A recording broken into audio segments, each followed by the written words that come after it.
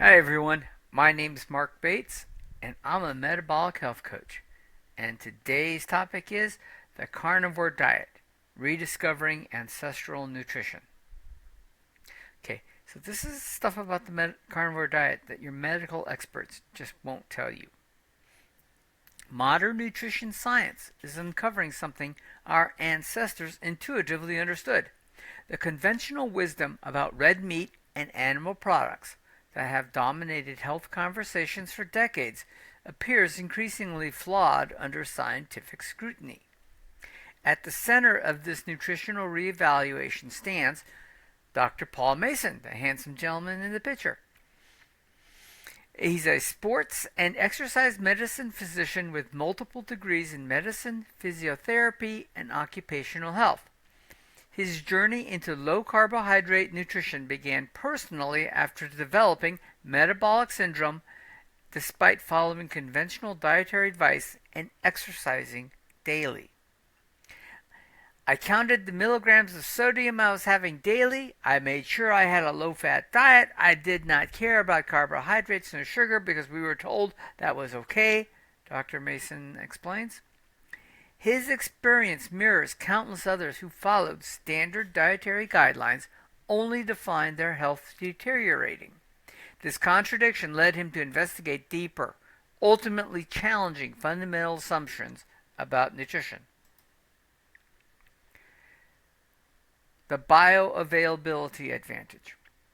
The carnivore's diet primary strength lies in something rarely discussed in popular nutrition: bioavailability. Understanding this concept, which refers to how efficiently the body can absorb and utilize nutrients from food, empowers you to make a more informed dietary choice. Animal products consistently outperform plant foods in this crucial area. Vitamin B12 is essential for neurological function and energy production. Red meat provides exceptional bioavailability of B12, with absorption rates reaching 90% in the small intestine. This makes it vastly superior to plant sources, the few that you can find, which contain virtually none of this vital nutrient. The same pattern appears with iron. Heme iron in animal foods and significantly in red meat, right, is absorbed far more efficiently than the non-heme iron plants. This difference is critical because iron deficiency affects billions worldwide, particularly women and children. Protein quality follows this trend. Animal proteins contain complete amino acid profiles in forms the body can readily use and in proportions the body can easily use, while plant proteins often lack specific essential amino acids and contain anti-nutrients that inhibit absorption. The brain nutrient connection, very important for us. Perhaps most striking is the relationship between animal foods and brain health. The human brain requires specific nutrients that predominantly come from animal sources. DHA, a crucial omega-3 fatty acid that forms a significant portion of brain tissue, comes primarily from animal foods, right? A lot of it from cold water fish like sardines, salmon, mackerel, things like that. Okay? Plants contain only ALA omega-3s, which convert to DHA, but it's very poorly converted. It's inferior in its efficiency in humans, right? Humans just can't convert ALA into DHA very well. This biological reality has profound implications. Populations with limited access to animal foods show higher rates of developmental issues. Research examining stunting in children worldwide found clear correlations with the lack of animal food intake. Interventional studies in Ecuador demonstrated that adding one egg daily to children's diets prevented pathological stunting. Red meat, dairy, and eggs consistently emerge as nutritional powerhouses for children development and cognitive function. The cholesterol misconception. Oh, there's a big one, right? No discussion of carnivore diets can avoid addressing cholesterol concerns. For decades and decades, elevated LDL cholesterol has been portrayed as dangerous, particularly when associated with red meat consumption and with the associated um, fats that come with red meat, right? This fear stems from Ansel Keys' lipid heart hypotheses, which used herbivorous rabbits, to study the effects of saturated fat on arteries. But actually, it wasn't Ansel Keys. It was actually a Russian physiologist who did this. Ansel Keys picked up on that and used that to try and postulate how saturated fat affects the body. Okay, so brief aside. So what this Russian physiologist did is he force-fed rabbits who are herbivores saturated fat, and he then autopsied them, and he found a lot of saturated fat clogging up their arteries. So he said, oh, saturated fat clogs your arteries. He didn't take into account the fact that rabbits have no way of digesting saturated fat effectively because their digestive system is not designed to eat protein and fat. Okay, Ansel Keys took that and ran with it. Okay? The scientific foundation for this theory is fundamentally flawed from the beginning. Right? Recent meta-analysis examining 19 separate studies on all-cause mortality. That means they don't look at just one specific thing. They look at here's a group of people and what either helped them live longer or what things were they doing and they didn't live as long, right? No, this is not causality. This is correlation, but it does help a little bit. And they were looking at all-cause mortality and LDL levels and found something remarkable. In 16 of these studies, higher LDL levels correlated with longer lifespans. Now, one thing, we don't have a causal factor here, but it certainly seems like LDL doesn't kill you. What damages arteries is not LDL itself, but LDL that has been damaged through glycation, sugar attachment, or oxidation. The primary dietary drivers for these damaging processes are high carbohydrate intake, high glucose in the blood, and inflammatory seed oils. Dr. Mason emphasizes that the triglyceride to HDL ratio is a far better predictor of cardiovascular risk than LDL levels alone, or a total cholesterol score, which is meaningless. This ratio more accurately reflects metabolic health and responds favorably to low carbohydrate animal-based diets. Okay, let's talk about anti-nutrients and inflammation. Plant foods contain various compounds that actively interfere with nutrient absorption. These anti-nutrients include lectins, phytates, oxalates, and tannins. When zinc-rich oysters are consumed alongside black beans, the beans' anti-nutrients reduce the zinc absorption by more than 50%. Similarly, interactions occur with iron, calcium, and other minerals. Beyond impairing nutrient absorption, specific plant proteins like lectins and gluten, and we all heard about gluten problems, right? Can trigger inflammatory responses through molecular mimicry. This process occurs when the immune system confuses parts of these plant proteins with the body's tissues. The autoimmune reaction can manifest as thyroid disorders, joint pain, intestinal inflammation, and other chronic conditions. Many patients experience dramatic symptom improvements when removing these problematic plant foods. Okay, real quick, please like, share, and subscribe. It does help this channel a great deal, and I would be personally very thankful if you would do that. Thank you. Okay, clinical observation. While formal research on pure carnivore diets remains limited, but there are a lot more coming, clinical observations provide valuable insights. Dr. Mason reports treating numerous patients who have reversed chronic health conditions through carnivore approaches. These improvements often occur in conditions previously considered irreversible or manageable only through medication. Follow the money on that thought. Autoimmune disorders, treatment-resistant depression, inflammatory bowel disease, and metabolic syndrome frequently respond to animal-based nutrition. Elite athletes also report performance benefits. Pete Jacobs, winner of the 2012 Hawaiian Ironman, adopted a predominantly animal-based diet and found it supported his intense training demands better than his previous nutrition approach. Historical populations provide a fascinating perspective on the benefits of a carnivore diet. Groups like the Maasai and Inuit thrived on diets composed almost entirely of animal products, with minimal plant foods, exhibiting excellent health markers by modern standards. Beyond nutrition science, the carnivore conversation extends beyond individual health to environmental and ethical considerations. Contrary to popular narratives, properly managed ruminant animals, that's beef, lamb, bison, stuff like that, right, can benefit ecosystems. Grazing ruminants help build topsoil rather than depleting it, while crop agriculture progressively reduces topsoil through plowing and monocropping. Properly managed grazing can increase soil carbon sequestration and biodiversity. Also, keep in mind that only a small percentage of the Earth's surface is suitable for commercial agriculture, monocropping as we know it.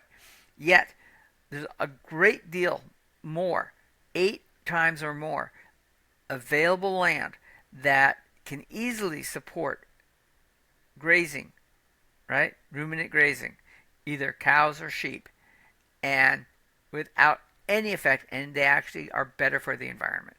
And so it's not like grazing cows are going to take away croplands that are being used for monocrops, okay, for wheat and corn and anything else you might want, okay? And it has been shown, once again, repeatedly, that proper grazing in these areas increase the topsoil, increase biodiversity, increase carbon sequestration to the point that even if you hear all about supposedly cow farts and methane, the amount of carbon that they put back into the soil makes them an effective carbon neutral, if not carbon positive source. Okay? So the ethical dimension requires acknowledging a fundamental reality.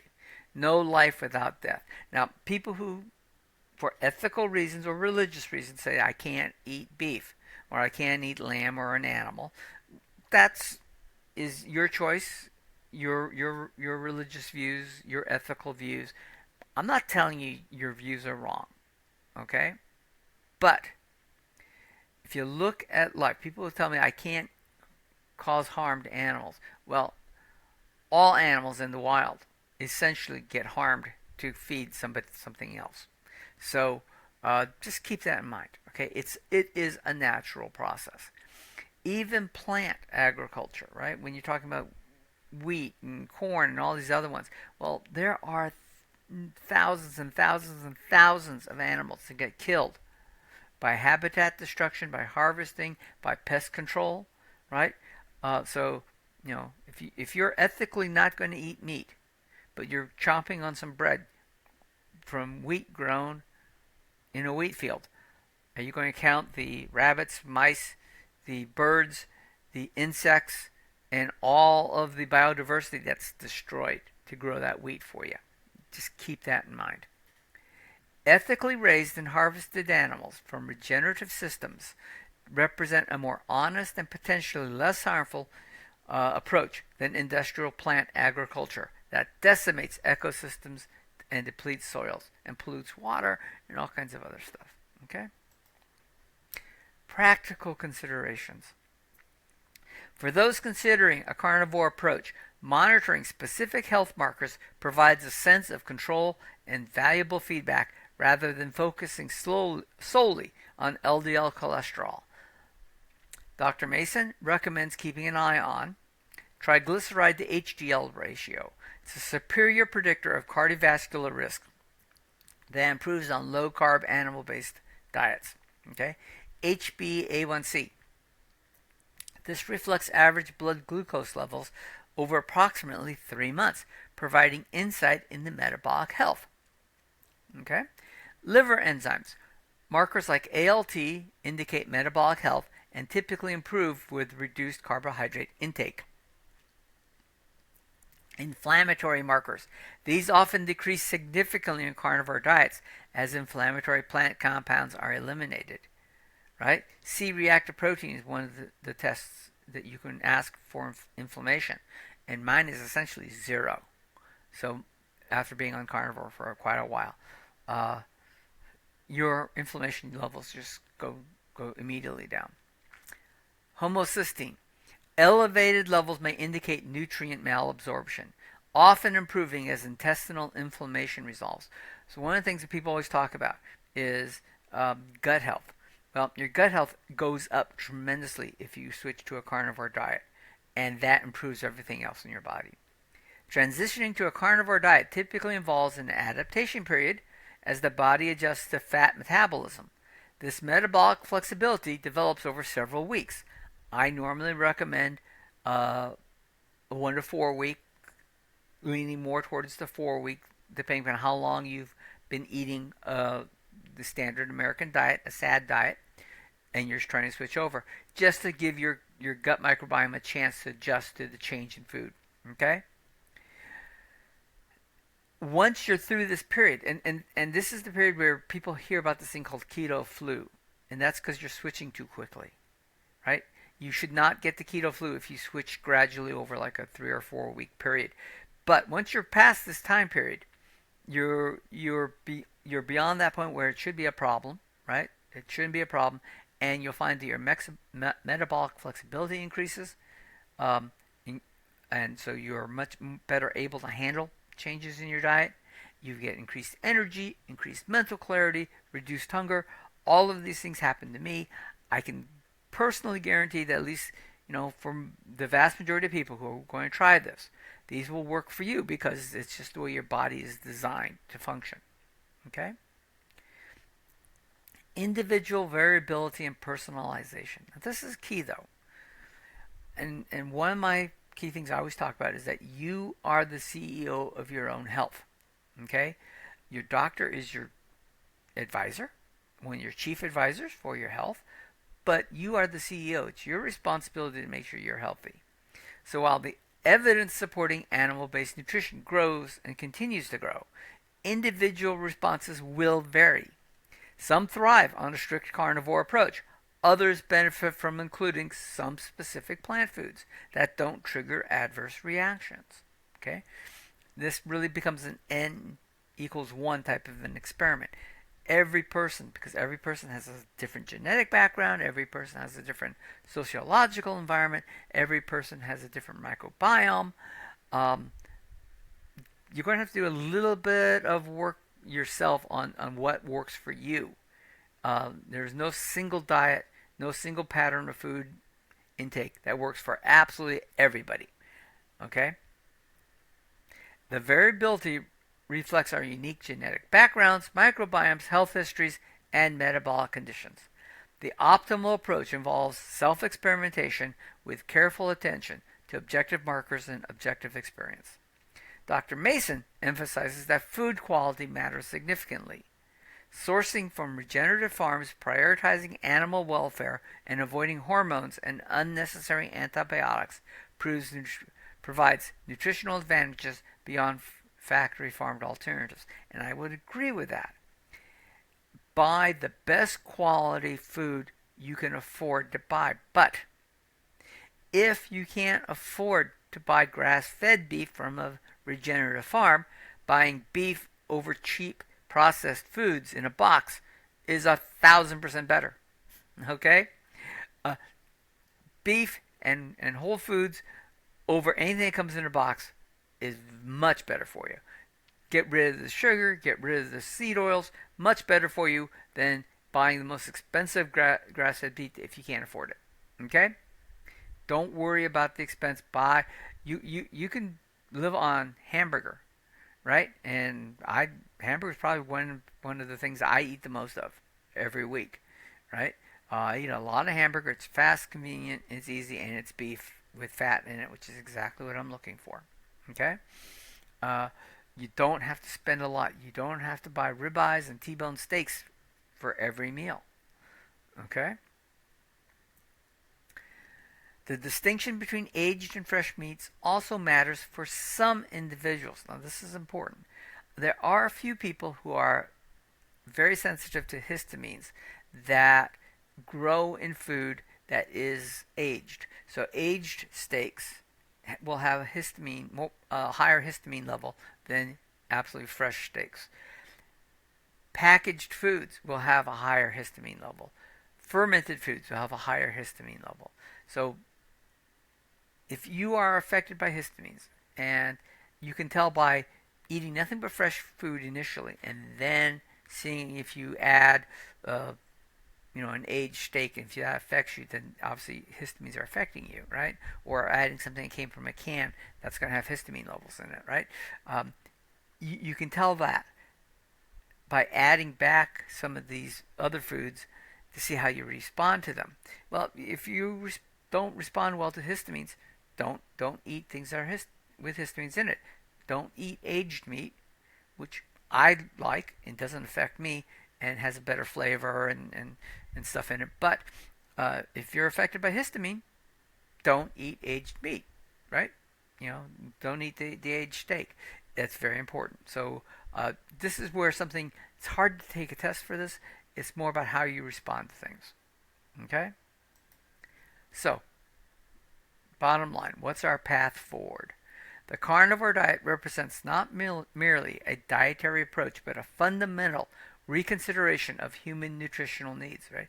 We're talking about eating the fuel that is best for your body, not just what tastes good. Though, trust me, my ribeye steaks that I eat 3-4 times a week, right, taste great. They really do. Okay? It challenges deeply entrenched beliefs about what constitutes optimal nutrition. As more physicians like Dr. Mason share their clinical observations and the scientific literature evolves, the conversation around animal-based nutrition continues to mature. What was once dismissed as a dangerous fad is increasingly a legitimate and potentially therapeutic approach for many conditions.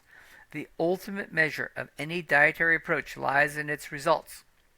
For growing numbers of individuals, the carnivore diet delivers improvements in biomarkers, symptom resolution, and quality of life that conventional approaches failed to provide.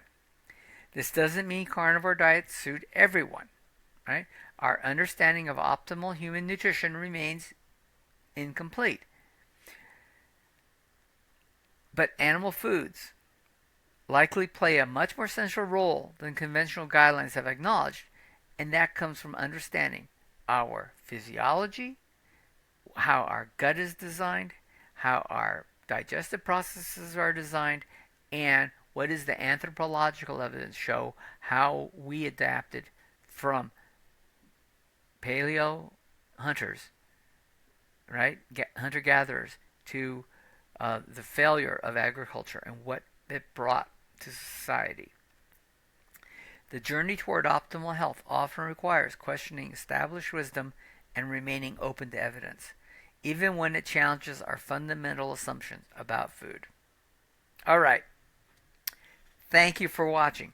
If you have any questions or comments, please leave them in the appropriate section. Also, if there is a topic that you're really interested in hearing about, you've heard something, right? Like, for example, one of my watchers asked about the sugar diet that's been all the rage on social media. And I did a couple of videos detailing what the sugar diet is, who it might work for. It's a very small group of people, and the dangers of it, right? So you'll find stuff like that on the channel. So, but if you have a question, ask. Let me do a video for you. Let me respond to you, and appreciate your patronage. Thank you.